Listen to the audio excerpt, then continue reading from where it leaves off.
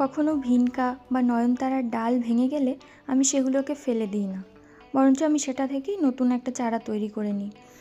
তো প্রথমে নিয়ে নিয়েছি যেটা গার্ডেন সয়েল রয়েছে, আর মাটিটাকে একটু ভিজিয়ে নিয়েছি।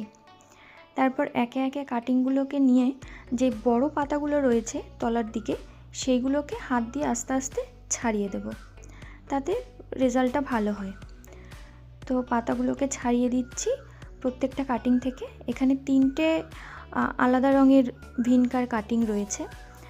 তারপরে আমি হালকা হাতে, বেশি প্রেশার করতে হবে না, হালকা হাতে মাটিতে জাস্ট তলার দিকটা একটু পুঁতে দেব। আর এইভাবে শেডে রেখে দেবো 10 থেকে 15 দিন। এর মধ্যেই নতুন গ্রোথ দেখা যাবে। যেই ছোট্ট ছোট্ট পাতাগুলো রয়েছে সেগুলো বড় হবে, ফুলগুলো ফুটবে, যেই কুঁড়িগুলো রয়েছে। তো এইভাবেই 3টে নতুন চারা তৈরি হয়ে যাবে।